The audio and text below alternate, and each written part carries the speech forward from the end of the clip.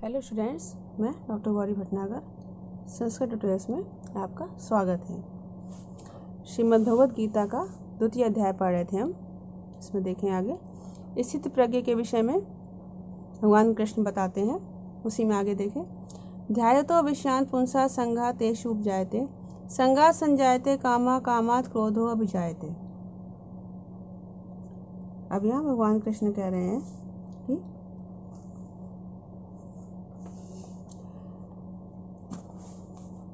विषयान ध्यायता विषयों का ध्यान करते हुए पुंसा मनुष्य की पुरुष की तेषु संगा उपजायते उनमें उन विषयों में संगा आसक्ति उत्पन्न हो जाती है। संगात आसक्ति उत्पन्न होने से कामा संजायते कामनाएं उत्पन्न हो जाती हैं। कामात् क्रोधो उपजायते और कामना उत्पन्न हो जाती है। इच्छा उत्पन्न हो जाने से क्रोध उत्पन्न होता है। वह भगवान कृष्ण कह रहे हैं कि विषयों का चिंतन करते हुए, मतलब भगवान कहते हैं कि जब मनुष्य भगवान का चिंतन नहीं करता, ईश्वर का चिंतन नहीं करता, बल्कि विषयों का चिंतन करता है, तो मनुष्य में उसकी ही आसक्ति बढ़ जाती है। क्यों? मनुष्य की एक ओर तो परमात्मा होता है, एक तरफ संसार है। जब वो परमात्मा का आश्रय छोड़ देता है, परमात्मा का चिंतन छोड़ देता है, तो दूसरा क्या रह जाता है? संसार, जिसका चिंतन वो करता है। तो संसार के अलावा फिर कोई और चिंतन का विषय रहता ही नहीं। तो संसार क्या है? विषय भोग से युक्त है। तो इस तरह चिंतन करते हुए मनुष्य की, मतलब विषय चिंतन करते मनुष्य की, उनमें आसक्ति पैदा हो जाती है। आसक्ति पैदा हो जाती है, उन विषयों का सेवन करता है। और सेवन करने से क्या है, वो विषय जो संसार के विषय भोग हैं वो उसको पसंद आते हैं, अच्छे लगते हैं, उसे बार बार चिंतन होता है और फिर वो आसक्ति बढ़ती जाती है। संगात कामा संजायते, और आसक्ति से क्या होता है? कामनाएं इच्छा होती हैं। तो आसक्ति पैदा होने से क्या होता है? विषयों के प्रति उन्हें पाने की इच्छा उत्पन्न होने लगती है कि कोई चीज़ अगर नहीं मिलती, लगता है मुझे ये वस्तु मिलनी चाहिए। कामात् क्रोधो अभिजायते, और कामना के अनुकूल इच्छा, कामना के अनुकूल जो चाहो वो ना मिले, कामना अनुकूल पदार्थ ना मिलने पर क्या होता है? लोभ पैदा होता है कि मुझे मिलना ही चाहिए, और नहीं प्राप्त होता तो फिर क्या होता है? क्रोध उत्पन्न होता है। क्यों? कामना ऐसी चीज है जिसमें बाधा पड़ने पर क्या है? क्रोध उत्पन्न हो ही जाता है। अब कामना किसी भी चीज की हो सकती है, चाहे तो किसी को अपने में किसी अच्छाई की उसका अभिमान होता है, तो सम्मान में आदर सम्मान की कामना होती है कि मैं इतना अच्छा हूँ तो मुझे आदर सम्मान मिलना चाहिए, नहीं मिलता तो भी क्रोध उत्पन्न होता है। तो कामना किसी भी वस्तु की हो सकती है जिसकी वजह से क्रोध उत्पन्न होता है। क्रोधात् भवति सम्मोहः सम्मोहात् स्मृति विभ्रमः स्मृति भ्रंशात् बुद्धिनाशो बुद्धिनाशात् प्रणश्यते। उसी के आगे भगवान कृष्ण कह रहे हैं, उसी श्लोक से आगे ही, उसी से जुड़ा हुआ श्लोक है। क्रोधात् सम्मोहः भवति,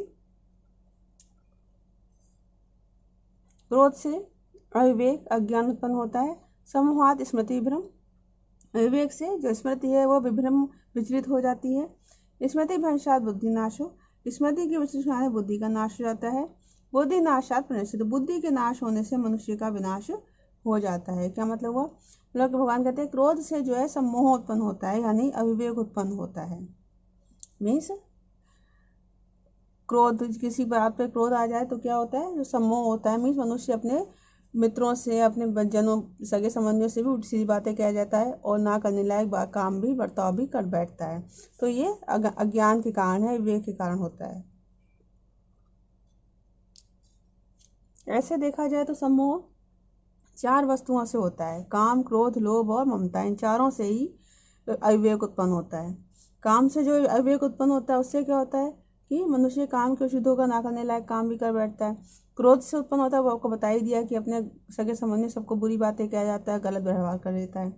लोभ से जो सम्मोह उत्पन्न होता है, मीन्स जो अविवेक उत्पन्न होता है, उससे क्या होता है? मनुष्य को सत्य सत्य धर्म धर्म अच्छे बुरे का ज्ञान नहीं रहता और वो गलत सही सारा कार्य करके अपना काम पूरा करता है। ममता से जो सम्मोह उत्पन्न होता है उसमें क्या होता है? संभाव नहीं रहता, बल्कि क्या होता है? ममता से उत्पन्न सम्मोह में, अविवेक में क्या होता है? पक्षपात पैदा हो जाता है। तो अगर इन चारों को से ही अविवेक उत्पन्न होता है तो भगवान ने केवल क्रोध का नाम क्यों लिया? क्रोध का नाम क्यों लिया? क्योंकि काम, लोभ और ममता, इनसे जो सम्मोह अविवेक उत्पन्न होता है वो तो अपने सुख भोग के लिए ही होता है, खुद की इच्छा के लिए होता है। लेकिन क्रोध से जो सम्मोह अविवेक उत्पन्न होता है उससे दूसरों का अहित करने की भावना पैदा हो जाती है। तो वो उन बाकी के तीनों अविवेक से ज़्यादा भयंकर, ज़्यादा खतरनाक होता है। इसलिए भगवान ने यहाँ पर अकेला क्रोध ही बताया, क्रोध से जो अविवेक उत्पन्न होता है। तो उस अविवेक से क्या होता है, स्मृति विचलित हो जाती है। मीन्स अविवेक उत्पन्न होने से क्या होता है, स्मृति नष्ट हो जाती है। क्या स्मृति नष्ट हो जाती है कि हमने जो पहले शास्त्र पढ़े थे या जो अच्छे विचार ग्रहण किए थे, जिनसे निश्चय किया था कि हमें ऐसा अच्छा काम करना है, अपने को इस संसार से पार लगाना है, उद्धार करना है, परमात्मा की प्राप्ति करनी, वो सारी स्मृतियाँ जो है वो नष्ट हो जाती हैं। और स्मृति के नष्ट होने से क्या होता है, बुद्धि का नाश हो जाता है, क्योंकि बुद्धि में जो विवेक भाव होता है वो नष्ट हो जाता है। बुद्धि नाशात प्रणश्यति, और बुद्धि का नाश होने से मनुष्य जो है उसका पतन हो जाता है। तो इस पतन से बचने के लिए सबको भगवान के परायण होने की, ईश्वर के परायण होने की आवश्यकता भगवान ने कही है। राग द्वेष वियुक्तस्तु विषयानिन्द्रियश्चरन् आत्मवश्य विधेय आत्मा प्रसादम अधिगच्छति। अब यहाँ भगवान कृष्ण कह रहे हैं तू, लेकिन विधेय आत्मा, यहाँ से उठाएंगे विधेय आत्मा। विधेय आत्मा मीन्स मन को जिसने वश में कर लिया है, मन को वश में कर लेने वाला मनुष्य राग द्वेष वियुक्त, राग द्वेष से रहित होकर आत्मवश्य, अपनी इंद्रियों को, आत्मवश्य इंद्रिय अपने वश में की हुई इंद्रियों के द्वारा, विषयान चरण, विषयों को, चरण मीन्स भोगता हुआ, विषयों विचरण करता हुआ अथवा विषयों को भोगता हुआ, प्रसादम अधिगच्छति, प्रसन्नता को अथवा शांति को प्राप्त कर लेता है।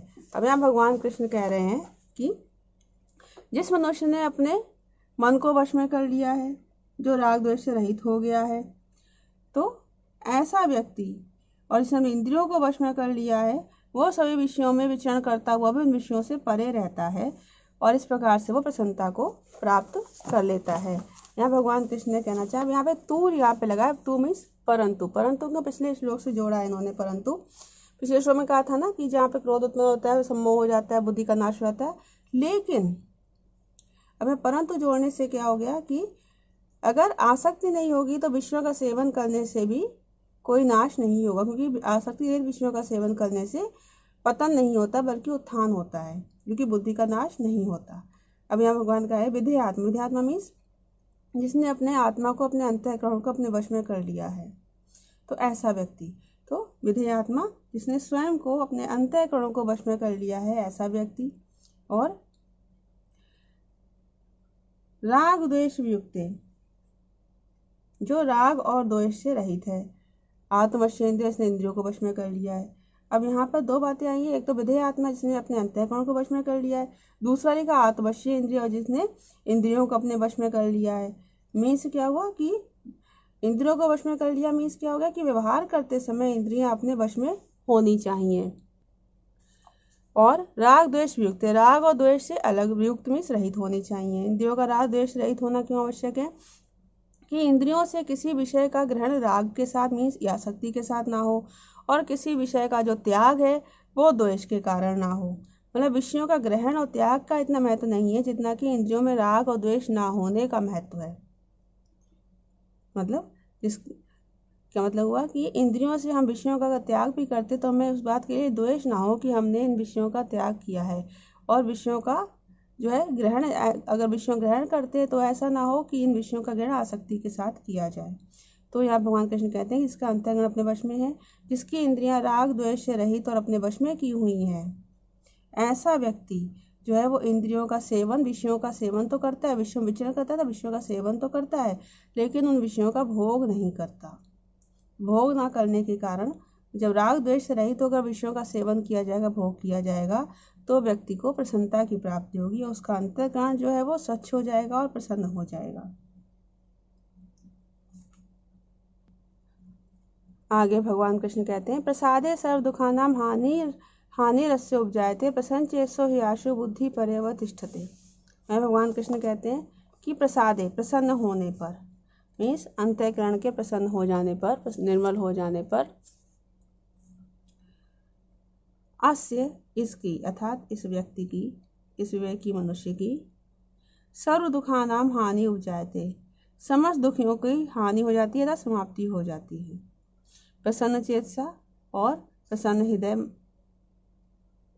बुद्धि, प्रसन्न मन वाले की बुद्धि जो है, आशु पर्यवतिष्ठते, शीघ्र ही भली प्रकार से स्थिर हो जाती है, वो स्थिर बुद्धि हो जाती है। भगवान कृष्ण कहते हैं कि जिसका अंतःकरण निर्मल हो जाता है, इसको शांति प्राप्त हो जाती है, उसके सभी दुख स्वतः ही स्वयं ही समाप्त हो जाते हैं, और उसका हृदय प्रसन्न हो जाता है, और उसकी बुद्धि जो है वो मुझ में स्थिर हो जाती है।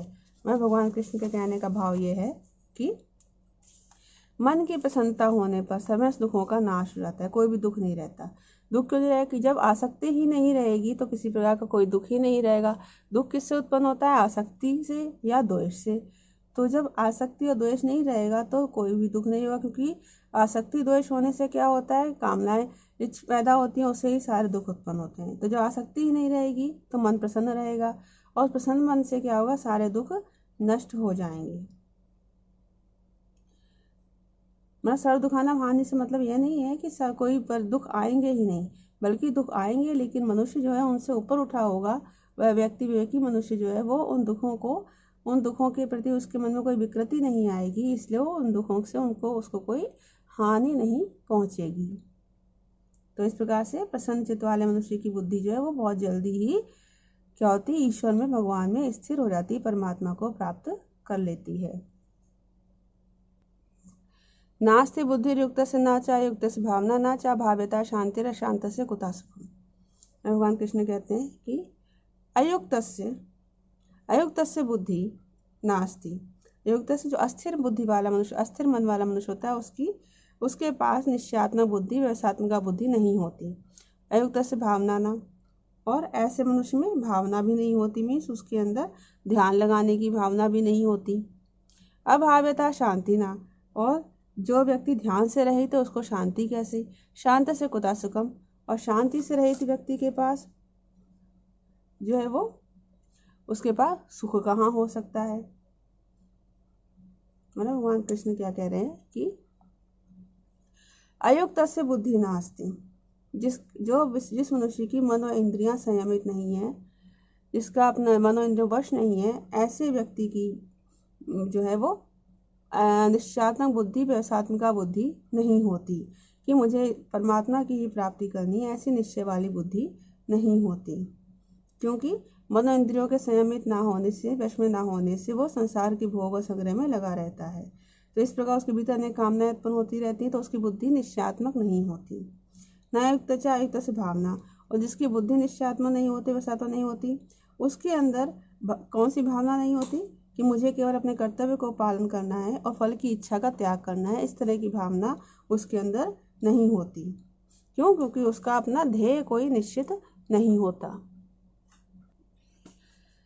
नाचा भाव्यता शांति, और जो अपने कर्तव्य के परायण नहीं रहता उसको शांति नहीं प्राप्त हो सकती।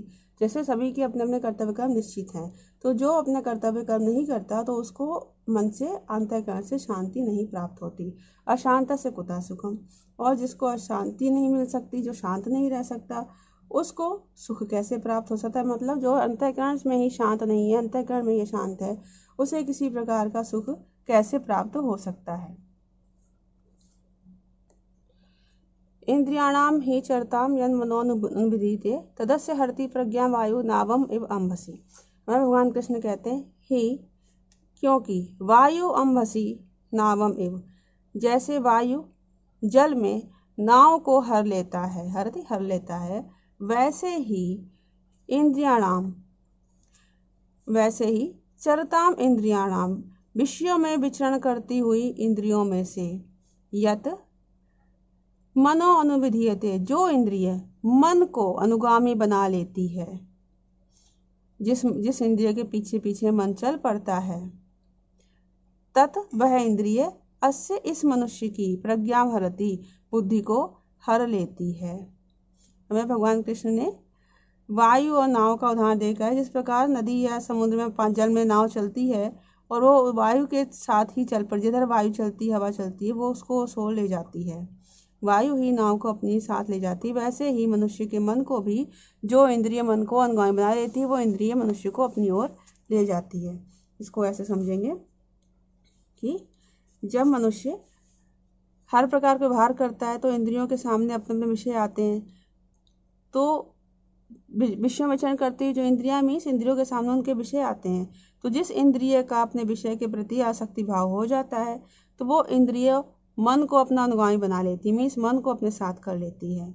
तो मन उस विषय का भी सुख भोग करने लगता है। तो मन में क्या होती है, भोग बुद्धि पैदा हो जाती है। जैसे भोजन करते समय कोई पदार्थ अच्छा लग जाए, किसी पदार्थ का स्वाद अच्छा लग जाए, तो रसना इंद्रिय जो है उसमें आसक्त हो जाती है। तो आसक्त होने पर रसना इंद्रिय मन को भी अपनी तरफ खींच लेती है और मन की इच्छा क्या होती है कि यही वस्तु मुझे बार बार प्राप्त हो, क्योंकि ये अच्छी है, इसका स्वाद अच्छा है। मन स्वाद में प्रसन्न हो जाता है।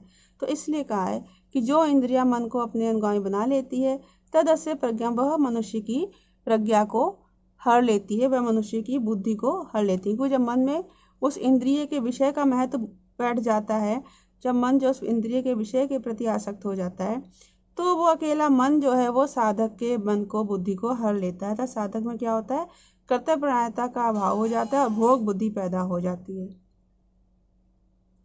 भोग बुद्धि पैदा होने से क्या होती है, उस व्यक्ति के अंदर ये बात तो खत्म हो जाती है कि मुझे परमात्मा की प्राप्ति करनी है, यह निश्चयात्मक बुद्धि नहीं रहती, बल्कि ये विवेचन तो निकल जाता है और बुद्धि विचलित हो जाती है। फिर तो जहाँ इंद्रिय मन को अनुगामी बना लेती है, मन में भोग बुद्धि पैदा होती है और सारी बुद्धि जो नष्ट हो जाती है। और बुद्धि कैसे हल ली जाती है, जैसे कि पानी में चलते हुए नाव को वायु हर लेती है, वैसे ही मन जो है वो बुद्धि को हर लेता है। जैसे कोई मनुष्य नाव के द्वारा नदी या समुद्र को पार कर रहा है, अपने गंतव्य स्थान को जा रहा है, उस समय अगर नाव के विपरीत वायु चलने लगती है तो वायु जो है उस नाव को गंतव्य स्थान से विपरीत दिशा में ले जाती है। ऐसे ही साधक की जो निश्चयात्मक बुद्धि होती है, तो निश्चयात्मक बुद्धि रूपी नाव पर चढ़कर मनुष्य जो है संसार रूपी सागर को पार करके परमात्मा की ओर जाना चाहता है। लेकिन कोई एक इंद्रिय भी अगर मन को अपना अनुगामी बना लेती है, तो मन जो है बुद्धि रूपी नाव को हर लेता है, तो उसे वापस परमात्मा की तरफ से उल्टी तरफ अर्थात संसार की तरफ वापस ले आता है।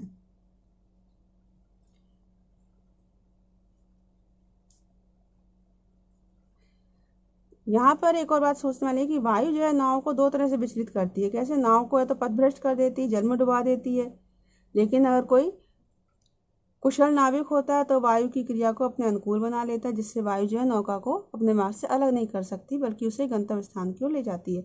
ऐसे ही अगर इंद्रिय का अनुगामी मन हो जाता है तो बुद्धि को दो तरह से विचलित करता है। तो परमात्मा की प्राप्ति का निश्चय समाप्त कर देता है, भोग बुद्धि पैदा कर देता है, या गलत रास्ते पर लगाकर पतन की ओर गिरा देता है। तो जिसका मन और इंद्रियां वश में होती हैं, उसकी बुद्धि को मन विचलित नहीं कर पाता, बल्कि परमात्मा तक पहुंचने में उसकी सहायता करता है। इस वीडियो में इतना ही। साथ बने रहने के लिए धन्यवाद।